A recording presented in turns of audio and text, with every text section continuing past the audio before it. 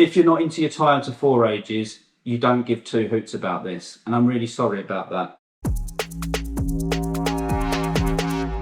So, flywheel and clutches. There aren't huge differences between the 16 valve and the 20 valve. There are little tweaks over the years, and the small port and the big port, or late port, or early port. I don't quite know how many there are, but most of them are very similar, especially when you go for the 7 rib block with the 42mm journals. They start to share a lot of common parts, and the silver top luckily borrows a lot of bits from the 16 valve. The black top is the last one, and that kind of started to move away from it a little bit.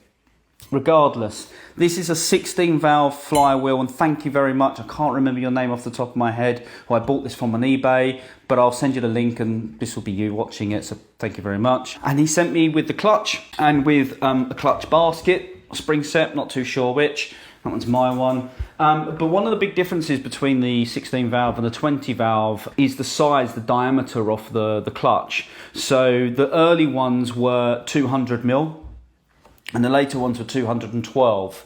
So hopefully that shows on camera. They're about concentric, but you can see there's actually quite a big bit of difference.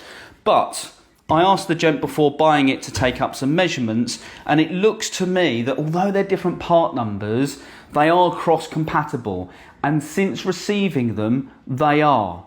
There are some things to be wary of though. This is the 16 valve one. One of the things that you can see here is these leaf springs go in a different orientation. So they come up and they go on the friction plate side of this disc. Yeah, so they come up and onto here. On the later one, the silver top, they still come off obviously off the basket, but you can see here that they're a lot lower and they actually go underneath the friction disc. So the spacing of them might not be identical. And that was something which when I spoke to TTV, they said they might be millimeters difference and it might not be easy to see. And I can't guarantee that the distance that this surface sits away from the flywheel is the same on both. And the flywheel may have been machined for a 16 valve. So what I'm going to do is I'm actually going to use the 16 valve spring basket, the 16 valve flywheel with obviously my 210mm clutch friction plate. The thicknesses of these are the same. Googled it to death. Both think it's 7.4mm, rings a bell, 8.2, 7.4, something like that. Both exactly the same.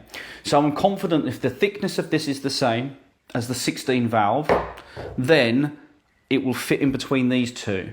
And so if these have been machined for 16 valve, you know, with some crazy offset or something, as long as that distance is the same for this 20 valve, I should be okay. Oh, and diameter. So I'm not worried about diameter because you can see here the wear on this flywheel has loads of space to run even wider diameter friction plates. So I'm really comfortable and confident that this, and it sits pretty much perfectly inside, this is the same whether it's a 20 valve or 16 valve. It's still going to contact all of the contact surface it needs to for these pads to work.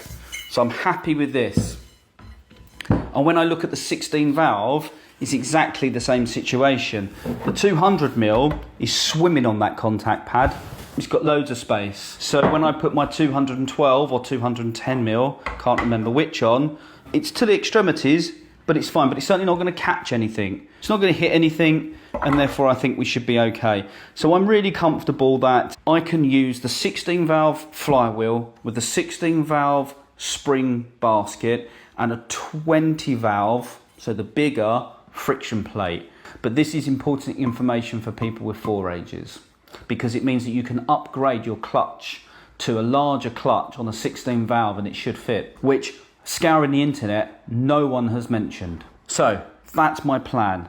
3D printed flywheel lock with a lovely TeaN'BizzKit, 20 valve friction plate, 16 valve spring basket, 16 valve, lovely solid machine, stainless I reckon this is. It's definitely not aluminium because it's magnetic, and I don't think it's mild because I would have seen signs of rust on it. So this is a big old lump of stainless.